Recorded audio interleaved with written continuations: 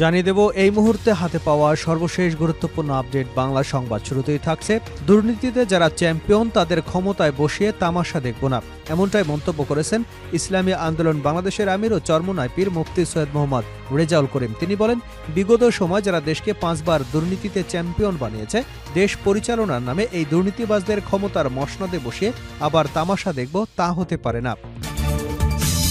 এবারে জানাবো, 53 বছরে জাতির মাথার উপর কাঁঠাল ভেঙে খাওয়া হয়েছে। 53 বছরে জাতির মাথার উপরে কাঁঠাল ভেঙে খাওয়া হয়েছে বলে মন্তব্য করেছেন বাংলাদেশ জামায়াতে ইসলামের আমির ডাক্তার শফিকুর রহমান। তিনি বলেন, যে জাতি বিভক্ত হয় তার মাথার উপরে সবাই কাঁঠাল ভেঙে খাওয়ার চেষ্টা করে। আমাদের এই জাতির উপরে 53 বছর কাঁঠাল ভেঙে খাওয়া হয়েছে। আমাদের তরুণ সমাজ, জনগণ জেগে উঠেছে।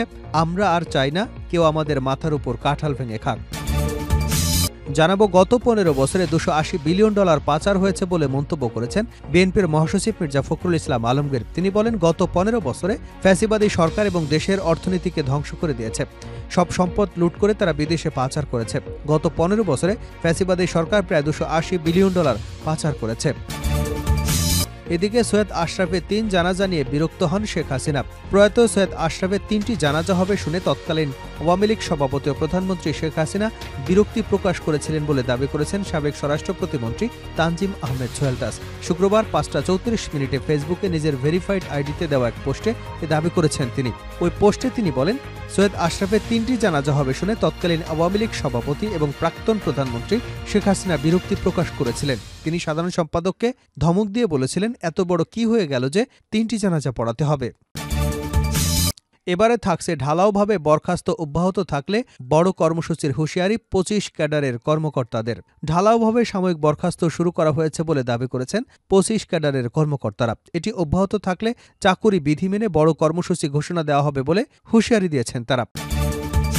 এবং সর্বশেষ জানাবো আন্তর্জাতিক সংবাদ, বিশাল সোনার খনি বিক্রি করে দিচ্ছে পাকিস্তান। বেশ কয়েক বছর ধরে অর্থনৈতিক সংকটে ধুঁকছে পরমাণু শক্তিধর দেশ পাকিস্তান। আন্তর্জাতিক মুদ্রা তহবিল সহ বেশ কয়েকটি মিত্র দেশের কাছে আর্থিক সহায়তা নিয়েছে ইসলামাবাদ, কিন্তু তারপরও পাকিস্তানের অর্থনৈতিক সংকট কাটেনি। তবে তাদের হাতে আছে বিরাট এক গুপ্তধন। এই গুপ্তধনই পাকিস্তানকে আশা দেখিয়ে আসছিল। পাকিস্তানের বেলুচিস্তান প্রদেশে অবস্থিত রেকর্ডিক খনি, এই খনিকে বিশ্বের অন্যতম বৃহৎ তামা এবং সোনার খনি হিসেবে গণ্য করা হয়। বলা হয়, এই খনির পরেই পাকিস্তানের বর্তমান অর্থনীতির সংকটের সমাধান হতে পারে। তবে এবার গুরুত্বপূর্ণ এই খনির উল্লেখযোগ্য অংশ ইসলামাবাদ বিক্রি করে দিচ্ছে বলে জানা গেছে। পাকিস্তানি সংবাদ মাধ্যম দ্য এক্সপ্রেস ট্রিবিউন এ খবর দিয়েছে। এতক্ষণ শিরোনাম শুনছিলেন, এবার বিস্তারিত। প্রিয় দর্শক, আপনি যদি এই চ্যানেলে নতুন হয়ে থাকেন, ভিডিওটি দেখতে দেখতে চ্যানেলটি সাবস্ক্রাইব করে আমাদের সঙ্গে থাকুন। আর এই ভিডিও সম্পর্কে আপনি আপনার মূল্যবান মতামতটি কমেন্ট বক্সে জানিয়ে দিন। আর হ্যাঁ প্রিয় দর্শক, জানিয়ে দিন ভিডিওটি কোথা থেকে দেখছেন। দুর্নীতিতে যারা চ্যাম্পিয়ন তাদের ক্ষমতায় বসিয়ে তামাশা দেখব না, দুর্নীতিবাজদের ক্ষমতার মসনদে বসিয়ে আবার তামাশা দেখব না বলে মন্তব্য করেছেন ইসলামী আন্দোলন বাংলাদেশের আমির ও চরমোনাই পীর মুফতি সৈয়দ মোহাম্মদ রেজাউল করিম। তিনি বলেন, বিগত সময় যারা দেশকে 5 বার দুর্নীতিতে চ্যাম্পিয়ন বানিয়েছে, দেশ পরিচালনার নামে এই দুর্নীতিবাজদের ক্ষমতার মসনদে বসিয়ে আবার তামাশা দেখব, তা হতে পারে না। শুক্রবার রাজধানীর ইঞ্জিনিয়ার্স ইনস্টিটিউশন মিলনায়তনে অনুষ্ঠিত ইসলামী শ্রমিক আন্দোলন বাংলাদেশের কেন্দ্রীয় সম্মেলনে এসব কথা বলেন তিনি। অনুষ্ঠানে প্রধান অতিথির বক্তব্যে সৈয়দ মোহাম্মদ রেজাউল করিম বলেন, বিগত সময় রাষ্ট্র পরিচালকরা কোনোভাবেই প্রমাণ করতে পারেননি যে তারা দেশের উপকারের জন্য রাষ্ট্র পরিচালনা করছেন। বরং 5 আগস্ট যারা দেশ থেকে পলায়ন করেছেন তারা সরাসরি ভারতের সরকার ছিল বলে জনগণ মনে করে। তাদের সব কর্মকাণ্ড ভারতের স্বার্থ রক্ষার জন্য করেছে বলে জনগণ প্রত্যক্ষ করেছে। বিগত সরকারের দেশের স্বার্থ রক্ষার চেয়ে ভারতের স্বার্থ বেশি রক্ষায় ব্যস্ত ছিল। তিনি বলেন, 5 আগস্টের পর বাংলাদেশের যে নতুন পরিস্থিতি সৃষ্টি হয়েছে তার জন্য হাজারের অধিক মানুষ নিহত হয়েছেন, পঙ্গুত্ব বরণ করেছেন বহু মানুষ। সেই গণঅভ্যুত্থানের মধ্য দিয়ে অন্তর্বর্তী সরকার গঠিত হয়েছে। আমরা দেখছি তারা আগোছালোভাবে দেশ পরিচালনা করছে। এই আগোছালোভাবে দেশ পরিচালনার সুযোগ নিয়ে অনেকেই যে রাজনৈতিক দুর্বৃত্তায়ন করছে তা দেশের মানুষ কখনো মেনে নেবে না। এ সময় তিনি ইসলামী শ্রমিক আন্দোলন বাংলাদেশের বিগত সেশনের কমিটি বিলুপ্ত করে 2025-26 সেশনের নতুন কমিটি ঘোষণা করেন। এতে মৌলানা খলিলুর রহমানকে সভাপতি, মৌলানা সিদ্দিকুর রহমানকে, মুফতি মোস্তফা কামালকে সহসভাপতি এবং কে এম বিলাল হোসেনকে সেক্রেটারি জেনারেল করা হয়েছে। 53 বছর এই জাতির মাথার উপরে কাঁঠাল ভেঙে খাওয়া হয়েছে। 53 বছর এই জাতির উপর কাঁঠাল ভেঙে খাওয়া হয়েছে বলে মন্তব্য করেছেন বাংলাদেশ জামায়াতে ইসলামের আমির ডাক্তার শফিকুর রহমান।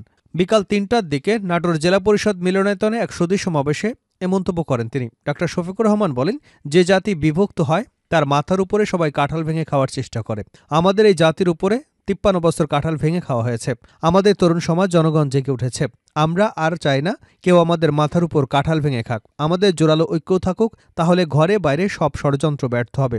যদি ইসলামী রাষ্ট্র কায়েম হয়, এই জাতির বদলাতে 7 থেকে 10 বছরের বেশি সময় লাগবে না। 53 বছরের দরকার হবে না, 7 থেকে 10 বছরই যথেষ্ট। জাতির উন্নয়নে দক্ষ ও যোগ্য সংসদ সদস্যদের প্রয়োজন উল্লেখ করে জামায়াতের আমির বলেন, বিগত সংসদগুলোতে আমরা দেখেছি কিছু মানুষ যাদের ছেলেমেয়েরা এক পাতা লিখে দিয়ে বলেছে, আব্বা আম্মা তুমি তো বলতে পারবে না কিছু, ওইটা পড়ে শোনাব। তিনি সংসদে দাঁড়িয়ে পড়তেছে, কিন্তু এক পাতা পড়ে তাও লাগে 20 মিনিট, 40টা ভুল করতেছে। অথচ একজন সংসদ সদস্যের দায়িত্ব আইন প্রণয়ন করা।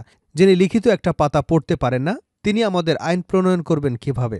এভাবে আমরা নাচগানে ভরপুর সংসদ দেখেছি, খিস্তি খেউড়ে সংসদ দেখেছি, সেখানে গানের আসর দেখেছি, নাটক ও হাসি ঠাট্টা দেখেছি। তিনি বলেন, সংসদ মানুষের জীবনমান উন্নয়নের জন্য, সভ্য দেশকে সভ্যতার উচ্চরে শিখরে নিয়ে যাওয়ার জন্য, একটা মর্যাদাশীল জাতি গঠনের জন্য, আইনের শাসন কায়েমের জন্য, সুশাসন উপহার দেবার জন্য। কিন্তু সেগুলো নিয়ে আমাদের সংসদে কথা হয় খুব কম, হয় না বললেই চলে। 15 বছরে পাচার হয়েছে $280 বিলিয়ন মির্জা ফখরুল। গত 15 বছরে $280 বিলিয়ন পাচার হয়েছে বলে মন্তব্য করেছেন বিএনপির মহাসচিব মির্জা ফখরুল ইসলাম আলমগীর। তিনি বলেন, গত 15 বছরে ফ্যাসিবাদী সরকার এদেশের অর্থনীতিকে ধ্বংস করে দিয়েছে। সব সম্পদ লুট করে তারা বিদেশে পাচার করেছে। গত 15 বছরে ফ্যাসিবাদী সরকার প্রায় $280 বিলিয়ন পাচার করেছে। দিনাজপুর সরকারি কলেজের অর্থনীতি বিভাগের 50 বছর পূর্তি উপলক্ষে সুবর্ণ জয়ন্তী এবং গুণীজন সম্মাননা অনুষ্ঠানে প্রধান অতিথির বক্তব্যে মির্জা ফখরুল ইসলাম এসব কথা বলেন। ফখরুল ইসলাম বলেন, বর্তমান প্রজন্ম গত 3 মেয়াদে ভোটাধিকার প্রয়োগ করতে পারেনি। এ কেমন গণতন্ত্রের কথা, এ কেমন রাজনীতি, যেখানে 5 বছরে একবারও ভোটাধিকার প্রয়োগ করতে পারেনি। আক্ষেপ করে বিএনপির মহাসচিব বলেন, আমাদের ব্যর্থতা, আমরা 52-53 বছরেও বাংলাদেশকে একটি সুখী, শান্তিময়, প্রেমময়, ভালোবাসাময় একটা দেশ হিসেবে গড়তে পারলাম না। আমরা রাজনীতি নিয়ে সংকীর্ণতায় ভুগি। আমরা নৈতিকতার সর্বনিম্ন পর্যায়ে চলে গেছি। ফখরুল ইসলাম আরও বলেন, গণতান্ত্রিক যুদ্ধ শেষ হলেও আমাদের ঐক্যের যুদ্ধের ব্যর্থতা রয়েছে। সকলকে সংকীর্ণতার ঊর্ধ্বে উঠে একটি সুন্দর, সুখী, সমৃদ্ধ, প্রেমময় বাংলাদেশ বিনির্মাণ করতে হবে। আমরা গণতন্ত্রের কথা বলেও গণতন্ত্রকে চর্চা করি না উল্লেখ করে তিনি বলেন, এখানে পরপর গণতন্ত্রকে হত্যা করবার চেষ্টা করা হয়েছে। গণতান্ত্রিক প্রতিষ্ঠান গড়ে ওঠেনি। রাজনৈতিক দলগুলো পরস্পরের সঙ্গে বিরোধে লিপ্ত হয়েছে।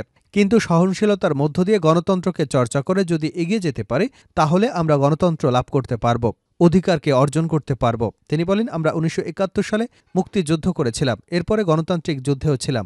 আজকে সেই গণতান্ত্রিক যুদ্ধ শেষ হয়েছে, কিন্তু এখন পর্যন্ত আমরা ঐক্যের যে যুদ্ধ, সকলে মিলে একসঙ্গে দেশটাকে গঠন করব, তাকে নির্মাণ করব, তাকে একটা পথরেখা দেখাবো। আজকে এই বয়সে এসে আমার কাছে মনে হয় এই জায়গায় আমাদের ব্যর্থতা রয়েছে।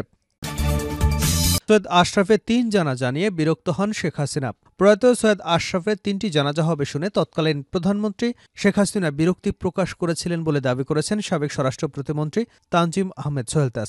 শুক্রবার বিকাল 4টা 34 ফেসবুকে নিজের ভেরিফাইড আইডিতে দেওয়া এক পোস্টে এ দাবি করেন তিনি।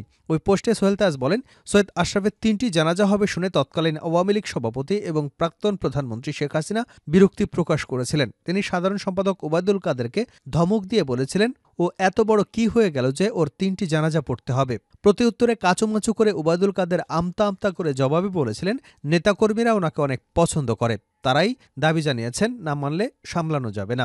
এ সময় পোস্টে তিনি সিরিজ চলবে, এখন আমার পালা বলেও ইঙ্গিত দিয়েছেন। সোহেলতাজ তার পোস্টের সঙ্গে একটি সংবাদের শিরোনামের স্ক্রিনশটে শেয়ার করেছেন। যে সংবাদের শিরোনামটি হল, 2014 সালের পর শেখ হাসিনার সঙ্গে সৈয়দ আশরাফের সম্পর্কের অবনতি ঘটে।